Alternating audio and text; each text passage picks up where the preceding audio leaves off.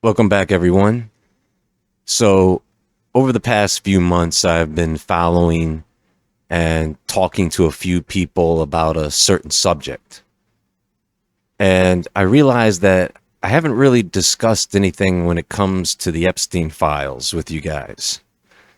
Now, those of you who have watched this channel for a long time know that I really don't like to repeat what has already been presented over and over again when it comes to sensitive and horrifying topics like this. Instead, what I would like to do is give you some information about the matter to make sense of a few things here. First of all of this reeks of a carefully planned scam on all of us. Everyone is lying, and we're all looking at each other like, is anybody going to do anything about this? I really feel like we are just going to be led on and on until this thing fades out or fades into the background. In other words, I don't know if anyone else is going to have to really pay for their crimes other than Maxwell. We may see one or two other people come to justice, but listen, I'll tell you why I don't think much is going to happen in a moment. The other thing is, I wanted to talk about something that I think many people have questioned but just can't quite grasp. And that is the mentality of the criminal elite, I guess you could call them. And I want you to know this, folks, because it's very important. Because once you understand how the mind of the criminal elite works, you can read through those files and see why they talk the way they talk, why they think the way they think, and why they do it all through a means that is often right in our faces. And it will let you know, due to the nature of the documents, that much of this is very, very real. They are dualists. They live two versions of themselves. One is publicly light, and the other is secretly dark.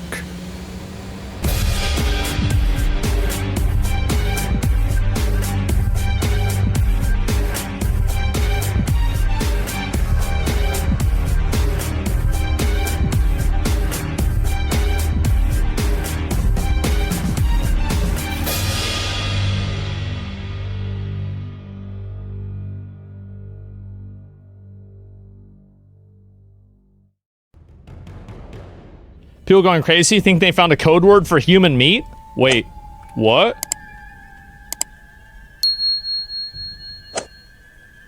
Hope you are feeling better. Did we analyze the jerky? Why didn't we get jerky this week? I also added more to the jerky and ginger lemongrass. Thank you so much. Super cool. Beef jerky, delicious. Jojo is here and we'll walk the jerky over to Jeffrey. We'll walk the jerky over to Jeffrey. Why would jerky walk around? Why would it do that? Delicious lunch, beef jerky. Steve and I are very grateful above all for your friendship. Some of these emails are so wholesome, aren't they? It's too bad they eat kids. A small insulated bag would be fine. I don't remember checking it. No need for crazy amounts of ice. One should do. There is one bag of beef jerky in the fridge. Please get it. Also, Blank has more at her place. Please get it from her as well. I suppose it needs to be in a cold, insulated bag. Just wanted to touch base about jerky. JE said he was going to start eating regular food again, so he might be eating less jerky. He said he has 6 bags of it in a downstairs freezer. Why would you freeze jerky? Steve needs a 6 to 8 ounce portion of jerky. I gave you all the jerky we had, and it lasted only half the amount of time it was meant to. I felt like it was more important for you to have the jerky to eat during my time off. My plan is to make a batch before I leave for LSJ, and some of that will go to Steve, and the rest will go to you at LSJ when I arrive. Little St. James Island. And that's what LSJ must mean. So logically, that means that they were doing this off of the island. Steve Hansen is sending jerky to your attention overnight. I believe it should be enough to get him through. Jeffrey Epstein is asking to bring him more jerky. I'm flying in on Friday. I will bring jerky. Is there a time I could come say hi and drop off the beef jerky? And that's from Jeffrey Epstein. Francis has time to come tomorrow. Show me how to make it. Jerky class anyone. He will bring you to taste his new jerky recipe from the restaurant. He sends a warm hello. He's working at a restaurant called guys, the restaurant's called... One of the things that many people can't understand is how these people could send emails to each other about crimes, knowing that later it could be used as evidence. Right? This part feels impossible until you zoom out from rational hindsight and look at how people actually behave inside power bubbles. So there are a few big reasons this happens over and over in history. And the first reason is they don't think the rules apply to them. I mean, that's a simple deduction, right? It's actually the biggest one.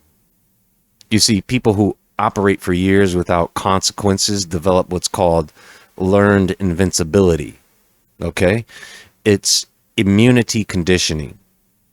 Every time nothing happens, the belief hardens. And so these people develop the mentality that we're untouchable.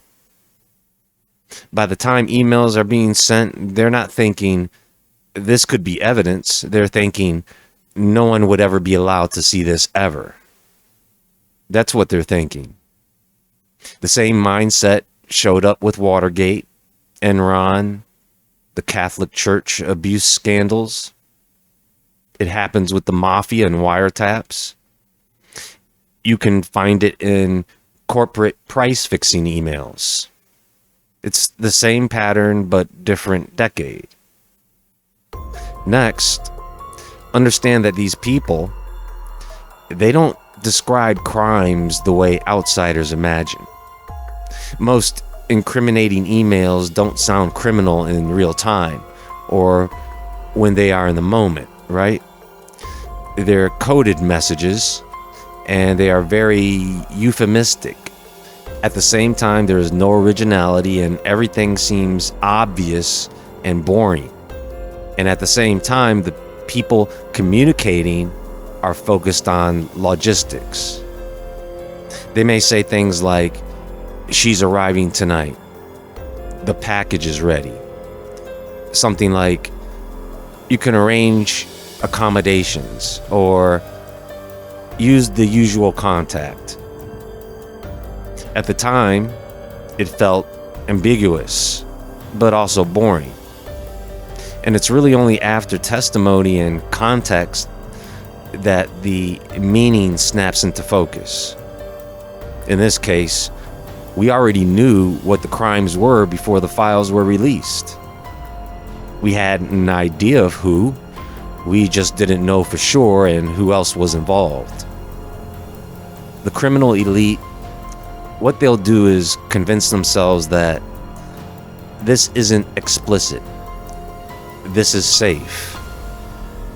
And that self-deception is powerful. Now, what they also tend to do is they assume the privacy systems that are in place at the time are permanent. And so for decades, email felt private, especially among elites with lawyers, private servers, assistants, etc. Historically, people trusted private email servers, NDAs, the statute of limitations. They trusted settlements instead of trials. And for a long time, they were right.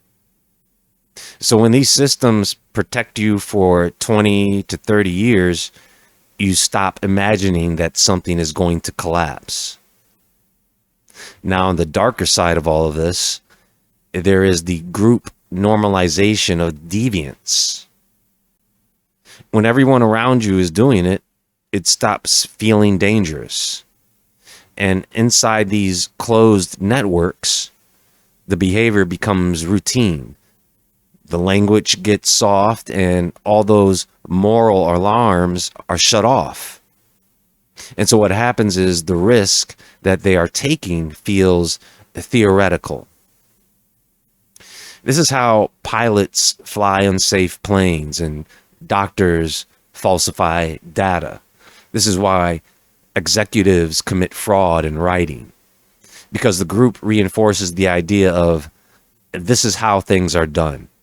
Every day you wait, every day you try to raise money, I would imagine you believe that children are being abused by pedophiles in Hollywood. Absolutely. So why are you sitting down talking to me? Why aren't you sitting down with the police right now? I've told the police. In fact, if anybody wants to go back to 1993 when I was interviewed by the Santa Barbara Police Department, I sat there and I gave them the names. They're on record. They have all of this information, but they were scanning Michael Jackson. All they cared about was trying to find something on Michael Jackson. Who you said, by the way, did not abuse you. Who Michael was innocent, and that was what the interview was about with the police in 1993. I told them he is not that guy, and they said, well, maybe you just don't understand your friend. And I said, no, I know the difference between pedophiles and somebody who's not a pedophile because I've been molested. Here's the names. Go investigate. And let me push this forward. There are thousands of people in Hollywood who have this same information. Why is it all on me? Why is it if I don't release the names in the next 2 months, 6 months, or a year, I'm the bad guy? I'm the victim here. I'm the one who's been abused. I'm the one who's trying to come forward and do something about it. But Hold on, please, I'm sorry. There are thousands of people out there, Matt, who have this information. Any one of those child actors that went to the teenage soda pop clubs with me when I was a kid know who those people are and the people who ran it. Anybody can go back through history and look at the teen magazines and say, what was the name of that venue they were all promoting and who ran that venue and who endorsed it? You've said you've had death threats. Yes. Because you have this information Yes. and have threatened to expose it. Another reason, I think, to go to police, that's a crime to threaten someone's life. I've gone to the police with that as well. And what would be wrong with going to the police now again? Didn't work out in Santa Barbara. There's a statute of limitations, Matt, in the state of California, which protects people. It's not that way in New York. It's that way only where the movie industry is, conveniently enough, in California. That's the seriousness of this. You cannot, because if I were to go to the police, I would be the one who's getting sued. Henceforth, I need a team of lawyers and I need a team of security to be around me at all times to keep me safe so I can get this message done. Real I'm not quickly. playing around. It's serious stuff, and I vow I will release every single name that I have any knowledge of, period. And nobody's going to stop me this time, as long as people support this. Now, I want to say something here about power. And power changes cognition. This is real. There are studies on how power shows that it reduces a person's perceived risk. Power lowers empathy. The more power you gain, the more empathy you lose. Power makes a person very impulsive. And what happens is it shrinks a person's future-oriented thinking, and they're really only thinking in the moment. Power literally alters how the brain evaluates consequences. So yeah, from the outside, it looks insane, right? But from the inside, it feels normal and invisible. One of the other things that you'll find with the criminal elite is that they expect to have control over the narrative. In other words, many elites don't fear evidence, they fear losing control of the narrative. And so they assume charges won't be filed. They think the evidence will be sealed and the media will cooperate and be distracted. They think the courts will be delayed and the accusers won't be believed. The truth is, they aren't stupid. They sent those emails because the system trained them that consequences were optional. And when the system finally fractured, we're all left staring at messages that feel unreal, because they were written in a world where accountability is hypothetical. You see? Folks, let me tell you a quick story, a true story. There was once a man named Jimmy Savile. Jimmy Savile, he became one of the most famous television personalities in Britain. By the 1960s and 70s, he was everywhere. He hosted popular shows like Top of the Pops and Jim'll Fix It, where children wrote in with wishes and Savile would make them come true on national TV. So for decades, Savile used his celebrity status to gain unrestricted access to children and vulnerable people. He volunteered at hospitals, including children's wards and psychiatric institutions. People gave him keys for these facilities. He was allowed to wander freely. He positioned himself as a charity fundraiser, raising millions of pounds for hospitals and causes. The whole time, nurses, staff, and even some administrators noticed inappropriate behavior. Complaints were made, but Savile was protected by his status and his connections. Victims later described assaults taking place in BBC buildings, hospital rooms, cars, private residences. Many were children. Some were patients who were sedated or disabled. And this guy did many of these acts openly because he relied on shock authority to keep people silent. And so when he was challenged, he laughed it off or used his public image to make the accusers feel foolish and afraid. And so over time, that environment trained people not to speak up. Now, Savile died in 2011 at the age of 84, publicly celebrated as a national icon. He was mourned. There were tributes, statues were created. It was only after his death that it all fell apart. In 2012, investigative journalists aired a documentary detailing allegations against him. And so hundreds of victims came forward. Police investigations confirmed widespread abuse happening for decades. The number of victims was estimated to be at least 500 or possibly more. Police launched Operation U-Tree, one of the largest sex abuse investigations in British history. Investigators confirmed that Savile had committed hundreds of offenses over decades. Had he been alive, he would have been arrested and charged on multiple counts. But he wasn't. And that changed everything that came next. There was no arrest, no trial, no courtroom, no moment where evidence was tested or where Savile had to answer for himself. Instead, the case shifted sideways.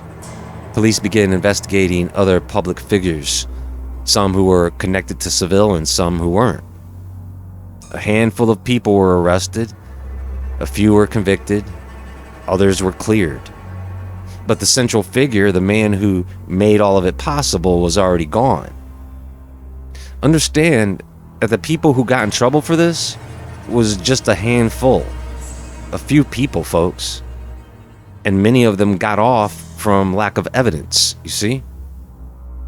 And so after some time, they shifted the focus from individual people to institutions. And those institutions faced scrutiny, but not criminal punishment. The BBC admitted failures, apologized, and commissioned internal reports.